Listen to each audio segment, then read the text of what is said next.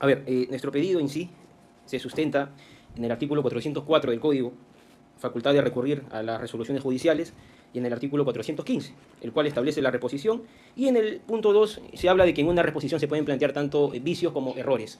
Nosotros planteamos una reposición argumentando en que en la resolución de fecha 12 de septiembre del año 2025 emitido por vuestra judicatura existen errores y existen vicios. Los errores afectarían la justificación propiamente de la resolución y los vicios la validez de la resolución.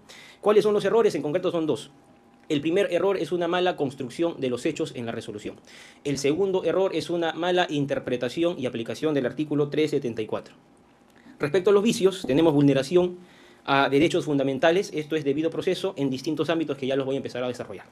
Respecto al primer punto, errores de hecho.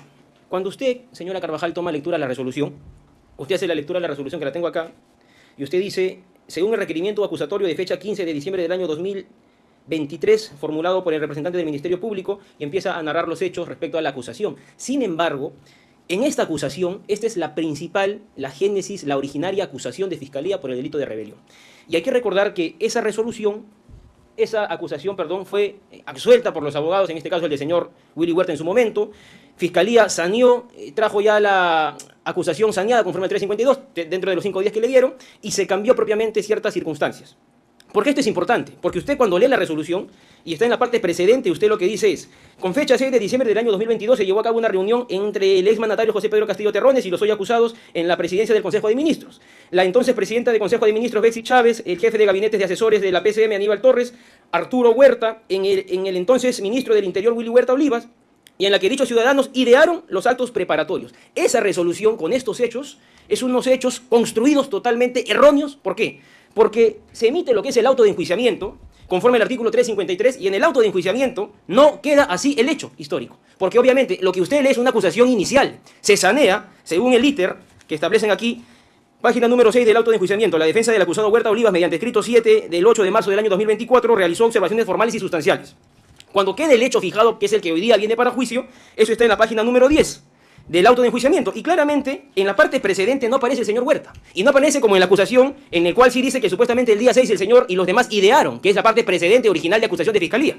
En el auto de enjuiciamiento lo que únicamente establece, respecto al señor Huertas, es que con fecha 6 de diciembre del 2022, el exministro de Comercio Exterior y Turismo, Robert Helber Sánchez Palomino, quien ingresó a las instalaciones a las 11:54, permaneció hasta las 7:03. Y el exministro del Interior, Willy Huerta Olivas, quien estuvo presente alrededor de las 5:34, concurrieron al Palacio de Gobierno, donde se encontraba el ex jefe del Estado, José Pedro Castillo. Punto final. Y luego dice, al término del día, de ese mismo día 6, a las 21:49, se llevó a cabo una reunión entre el exmandatario José Pedro Castillo Terrones, el ex jefe de gabinete de asesores de la PCM, Aníbal Torres, y la presidenta del Consejo de Ministros, Betsy Chávez, en el despacho presidencial, quienes se encargaron de coordinar los actos. Independientemente de que si haya sido verdad o no, y eso se está mirando ahora en este juicio, lo que queda en el auto de enjuiciamiento es que el señor Huerta el día 6 no participó de ninguna coordinación. Entonces, ¿cómo usted construye una resolución que es la del 12 de septiembre que viene hoy día a ser impugnada, hablando estrictamente de la acusación? La pregunta es, entonces, ¿para qué es que los colegas o los abogados absolvieron? ¿Para qué se da el 352, que es la devolución? ¿Para qué se da el 353, que es justamente el auto de enjuiciamiento y los límites del hecho fijado del objeto de prueba que viene para juicio? Por eso que decimos que hay un error en la construcción del hecho, porque el hecho tal cual usted lo leyó en la resolución no es así. El hecho es que se absolvió y el señor Huerta, según el auto de enjuiciamiento del juez de investigación preparatoria, indicó claramente que él no participó en una supuesta reunión que Fiscalía ha indicado. El segundo punto, mala interpretación de la norma. Y voy a decir por qué para mí como defensa hay una mala interpretación del artículo 374. El 374, señores magistrados, lo que establece es muy claro. Si en el curso del juicio, antes de la culminación de la actividad probatoria, el juez penal observara la posibilidad de una calificación jurídica de los hechos objeto del debate que no ha sido considerada por el Ministerio Público. Entonces la pregunta es, ¿la conspiración fue considerada por el Ministerio Público, sí o no? Vayamos a su resolución, que se leyó, la resolución de vuestra judicatura. En la penúltima página de la resolución, lo que se establece es lo siguiente. Inciso 1 del 374. Anunciar a las partes la posibilidad de una calificación jurídica de los hechos objeto del debate adicional a la propuesta por el Ministerio Público, y es aquella que justamente regula el artículo 349 del Código Penal, conspiración por el delito de rebelión. De modo que queda habilitada la facultad del tribunal de analizar ampliamente los hechos y la prueba en virtud de ambos tipos legales, tanto previsto en el artículo 346 del Código Penal rebelión como el tipificado en el artículo 349, conspiración, sin perjuicio de las otras figuras que se invoquen en la acusación, que ésta será evaluada independientemente. Segundo, correr traslado a las partes para que se puedan pronunciar expresamente sobre la tesis planteada y de ser el caso se puedan proponer las pruebas a consideración necesario. Firmado los señores jueces. Y hay otra partecita que dice, por otro lado, en su oportunidad, y esto me interesa mucho que quede muy claro, en su oportunidad que el Ministerio Público haya considerado una calificación jurídica alterna que en el discurso de la investigación la haya desestimado y se haya orientado hacia un determinado tipo legal, no es óbice, es lo que ustedes indican en la resolución, no es óbice para que el tribunal ejerza la potestad que otorga el dispositivo legal antes invocado. 374, inciso 1. La pregunta es, ¿por qué no sería óbice? Si el 3741 claramente dice hechos objeto del debate que no ha sido considerada. Entonces, ¿cómo el 374, que es ley propiamente, establece hechos que no han sido considerados, calificación jurídica que no ha sido considerada, y usted emite una resolución que dice, no, es que lo haya considerado, eso no es óbice? Y ahí hay que hablar sobre las interpretaciones propiamente de la ley. Y eso hace, señora magistrada, que yo acuda a un libro, que es el libro de Sistema Jurídico, Introducción al Derecho, y recordar pues mis primeros ciclos en la universidad del profesor Marcial Rubio Correa, y ver y analizar los tipos de interpretaciones, porque de repente usted tiene una interpretación según criterio de ustedes, y hay que ver cómo se podría interpretar esto. Y ahí se habla de la interpretación, por ejemplo, señores jueces, literal, ratio ley, sistemática, por comparación con otras normas, sistemática por la ubicación de la norma, interpretación histórica, sociológica, axiológica. Y esto de acá debería de interpretarse de una manera literal o bajo ratio leyes. Entonces, literales según la gramática y el diccionario. Claramente lo que dice acá es una calificación no advertida. El fiscal, cuando inicia la investigación y empieza a investigar y recopila actos de investigación, también califica la posibilidad de tener ahí lo que es un hecho delictivo por conspiración. Entonces, investigó por conspiración. Formalizó por conspiración y rebelión. Y cuando el fiscal termina su investigación, el fiscal decide. Y el fiscal dice, yo voy a acusar por conspiración, por rebelión o de repente un requerimiento mixto, pero el fiscal desiste él propiamente. Y dice, esto de acá para mí es rebelión, porque yo como fiscalía y mi autonomía propiamente en un sistema acusatorio, digo que esto de acá es rebelión. Y él postula rebelión y acusa por rebelión. Y las partes se defienden por rebelión y absuelven por rebelión. Entonces, ¿cómo es posible que ahora se emita una resolución que diga, no, es que el fiscal haya pues investigado por eso es óbice, dice? Entonces yo quisiera saber cuál es la interpretación propiamente a la norma, o cómo es que se interpreta la norma propiamente. Razón por la cual digo, hay una mala interpretación del artículo 374, porque el 374, y termino con este punto, claramente dice, deberá de advertir, claro, cuando en la posibilidad de una calificación jurídica de los hechos objeto del debate que no ha sido considerada. En este caso la pregunta es clara y no hay que ser, pues, con muchísimo respeto, eruditos en el derecho para poder entender si es que el fiscal consideró anteriormente la conspiración o no, y la respuesta es que sí, sí la consideró. Y si es que sí la consideró, usted no puede emitir una resolución diciendo que eso no es óbice, porque sentiría de que ya después se está haciendo una acción fuera de la norma procesal y los límites que ustedes tienen como magistrados. Respecto al tema de los vicios, ¿por qué decimos que también, más allá del tema de la revocatoria, donde pedimos que se reconsidere y se coja la postura del doctor, pues, que votó distinto a ustedes?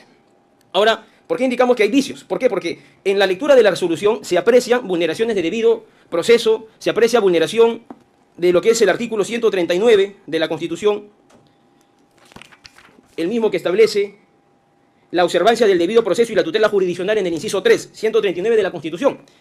En principio, ¿se ha afectado el debido proceso? Y la respuesta es que sí. ¿Por qué? Vayamos a ver el título preliminar, señores magistrados. El título preliminar, que son artículos de interpretación de todo el Código Procesal Penal, en su artículo 1 establece: la justicia penal es gratuita, salvo el pago de las costas procesales establecidas conforme a este código. Se imparte con imparcialidad. Entonces, decimos que acá se está afectando a la imparcialidad independientemente de lo que ya usted se ha pronunciado anteriormente, y no en este juicio, sino a nivel de investigación, en los incidentes que ha tenido. Sentimos que estamos ante una resolución emitida por una magistrada que tiene pues cierta parcialidad. ¿Por qué? Porque es notoria, para mí, con mucho respeto dentro de la resolución, desde el punto que se dice, no, es que así se haya advertido, eso no es óbice. Entonces siento que no es una resolución propiamente imparcial. Segundo, toda persona tiene derecho a un juicio previo, oral, público y contradictorio. El contradictorio propiamente toma primacía cuando un defensor, en este caso mi persona, contraexamina, por ejemplo, a un testigo. Durante todo este juicio han venido muchos testigos. Nosotros como defensa únicamente hemos contraexaminado en el lineamiento a la rebelión. Y a lo que en su momento en el alegato de apertura yo dije y sostuve y dije, para el señor Willy Huerta no hay rebelión, no hay coautoría, no hay función, no hay rol, no hay dominio de derecho común. Y todas mis preguntas, si es que las hice en su momento, fueron en lineamiento a la defensa de la rebelión.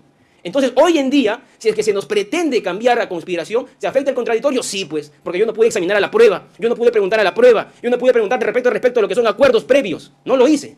¿Se afecta? Sí se afecta. Tercer punto, igualdad de armas, que también se establece en el título preliminar. Inciso 3, las partes intervendrán al proceso en igualdad de posibilidades. Yo sí, con esta resolución que se está emitiendo, siento que no estoy en igualdad de armas. ¿Por qué? Repito, por la sencilla razón de que el abogado defensor, señores magistrados, también hace defensa y activa. Entonces, cuando se investiga desde preliminar y se formaliza, el abogado defensor que hace defensa sabe qué incorporar bajo un lineamiento de defensa. Y se investigó por el delito de rebelión. Toda la teoría del caso, porque la teoría del caso, por más que parezca un juez y diga que no sirve, sí sirve. La teoría del caso se construye desde las diligencias preliminares, desde que se formaliza. Y por teoría del caso yo sé qué cosa pregunto, a quién me incorporo como testigo, qué pruebas pido. Entonces, no hay igualdad de armas, ¿por qué? Porque nos defendimos en su momento bajo una teoría del caso de rebelión. Y si hoy en día nos cambian la figura conspiración, obviamente no tengo igualdad de armas, porque no me puedo defender, no puedo retroceder el tiempo. No puedo proponer testigos sobre conspiración. No lo podría hacer. Bajo ese contexto, sostenemos que también se afecta lo que es la igualdad de arma para el señor Willy Huerta y para la defensa. Se afecta el artículo 356 que establece los principios del juicio, propiamente contradicción, porque repito, hemos preguntado únicamente por rebelión y no por conspiración. Se afecta lo que establece en el inciso 14, el artículo 139 de la Constitución. Y me voy a permitir a leerlo rápidamente. Sí, pero no, sobre el tema de imputación sobre todo, es un tema distinto. El inciso 14 establece el principio de no ser privado del derecho de la defensa en ningún estado del proceso, punto. Toda persona será informada inmediatamente y por escrito de la causa o razones de su detención. Tiene derecho a comunicarse personalmente. Causas, razones de su detención propiamente o de su investigación, y el que el día de hoy se diga que esto es conspiración, obviamente pues afecta el principio de la inviolabilidad propiamente de la defensa y de la imputación ahora en juicio. Porque, repito, el señor se defendió por rebelión, independientemente de que esté a su defensa a nivel de investigación y los datos que haya hecho fue sobre lo que es rebelión. Por otro lado, se afecta también el principio acusatorio. ¿Y por qué el principio acusatorio, señor magistrados? Porque en el principio acusatorio, y ustedes lo saben a la perfección por su calidad de jueces y experiencia que tienen muchísima más amplia que yo, en el principio acusatorio existen roles, existen funciones. Y la función del señor fiscal es acusar claramente, claro, cuando él tiene una imputación y elementos que puedan sustentar su imputación. Y la función de ustedes es juzgar con eso que tienen. Y si es que el fiscal no logra probar a nivel de juicio con la prueba que él presentó, porque la actividad probatoria es de fiscalía, ustedes no podrían reemplazar la figura. Y decir, claro, como no se probó rebelión, pues hoy día, y con mucho respeto como magistrados, sí conspiración. Entonces sentimos que se está afectando ciertas funciones, roles diseñadas ya en este sistema procesal peruano que tenemos. No es una figura muy común la desvinculación, y bueno, en este caso, pues, me gustaría que en su momento, en su resolución, ustedes expliquen respecto del por qué el apartamiento, y si es que para ustedes se puede quebrar o no el tema del principio acusatorio cuando ustedes se desvinculan. Se afecta algo muy importante que también ustedes han leído en su resolución, el apartamiento de la jurisprudencia, en este caso del Acuerdo Plenario 4-2007. Cuando usted hace lectura, señora magistrada, a la jurisprudencia 4-2007, es esta que establece justamente la desvinculación procesal, que viene del antiguo modelo, se hace lectura a la página, al fundamento número 12 en su resolución. Y lo que establece el fundamento número 12 es totalmente alejado a lo de el señor Willy Huerta. Y lo voy a explicar. El fundamento número 12 dice, si bien es posible que ante el tribunal se dicte una sentencia apartándose de los exactos términos de la acusación, esa posibilidad requiere del cumplimiento de determinados requisitos. La norma procesal últimamente invocada impone al tribunal que de oficio plantee la tesis de desvinculación en dos supuestos habilitados: nueva tipificación e incorporación de circunstancias agravantes. Es evidente que no hará falta del planteamiento de la tesis cuando el acusado, por ejemplo, en su resistencia incorporó una distinta calificación jurídica de los hechos acusados, como argumento principal, alternativo o secundario, ya sea expresa o implícitamente. Es decir, en este último caso, cuando sin proponerlo puntualmente es evidente que incorporó ese planteamiento en estrategia defensiva. Y usted utiliza eso y habla sobre las defensas, y lo dice en su resolución, claramente lo dice. A ello se añade: en la intervención de las partes procesales se ha advertido que en reiteradas oportunidades se ha hecho alusión a elementos que contingentemente pueden ser o pueden calzar en el delito de conspiración para el delito de rebelión. Y ahí usted habla sobre el alegato inicial de la señora Bexy Chávez, la cual dijo la mera intención o conspiración queda fuera de todo tipo penal. Luego usted habla respecto a la intervención del acusado Venero Mellado. Luego se habla respecto a lo que vendría a ser la defensa del acusado Lozada Morales. Luego se habla de la defensa técnica de Aníbal Torres. Y luego se habla de la defensa técnica de la acusada Chávez Chino. Pero en ningún momento se habla de que el abogado defensor del señor Willy Huerta trajo este juicio a la idea de conspiración. Porque jamás lo traje. Porque yo desde que inició el juicio, desde que vi la acusación, dije que para el señor no había coautoría. Y jamás, en ningún momento durante todo este juicio, yo he dicho, señor magistrado, de repente esto no es rebelión, pero puede ser conspiración, pero absuelvan por rebelión. No lo dije, porque para mí no hay conspiración, ni siquiera rebelión ni conspiración. Entonces, ustedes utilizan este acuerdo plenario para decir las mismas partes en la defensa, en la audiencia, en juicio, lo han dicho, pero no hablan nada sobre Willy Huerta, pues. Porque si escuchamos las 60 y pico de sesiones, jamás yo hablé de conspiración. Y hacen una resolución, pues, en bloque para todos, pero solamente hablan de 6 defensas, y no de la mía. Bajo ese criterio también siento que se ha apartado totalmente al acuerdo plenario 4-2007, fundamento número 12. Se ha apartado también en este razonamiento para esta resolución de la casación 616-2021 Junín, que establece en el fundamento sexto 5 presupuestos fundamentales, señores magistrados, para la desvinculación. Y voy a atacar 3 en concreto. Casación 616-2021 Junín, fundamento sexto. A. Homogeneidad del bien jurídico tutelado, no lo voy a discutir. B. Inmutabilidad de los hechos y pruebas, sí lo voy a discutir. ¿Por qué? Porque si es que ustedes ahora dicen en su resolución, no, es que puede haber conspiración, hay conspiración, obviamente se está cambiando el hecho, y esto desde una muy sencilla explicación. Los hechos, y ustedes lo saben, señores magistrados, se dividen en 3 partes: precedente, concomitante y posterior. ¿Cierto? Respecto a lo que es rebelión, el precedente hubiera sido pues la coordinación propiamente, porque era rebelión consumada. El concomitante era la rebelión propiamente, el alzamiento de armas, y lo posterior, claro, la detención y lo que pasa. El señor Huerta no aparece, y ya lo he demostrado en el auto de enjuiciamiento, en la parte precedente. Él no coordinó, él no habló, él no charló, jamás lo hizo con nadie. Ni cómo, ni cuándo, ni dónde, ni con quién. Entonces, ¿cómo es posible que ahora nos quieran cambiar el hecho y él no estuvo en precedente y la conspiración, el concomitante sería el acuerdo? Entonces, si no hay un precedente para rebelión, ¿cómo podría haber un acuerdo para conspiración? ¿Dónde estaría ubicado en el precedente, concomitante y posterior? Entonces, bajo esa lógica, sostenemos, señores magistrados, que se han apartado totalmente de lo que es la casación 616-2021, Junín, y obviamente cuando en la resolución que ustedes emiten hay errores, afecta la validez, y pedimos la revocatoria para que puedan reconsiderar su postura y tengan la postura del señor juez. Y por otro lado, cuando en la resolución hay vicios propiamente de la motivación, se afecta la validez propiamente, y pues, cuando hay errores se afecta la justificación, cuando hay vicios se afecta la validez. Bajo esos criterios, pedimos a ustedes que o se reconsidere la postura o se declare nula.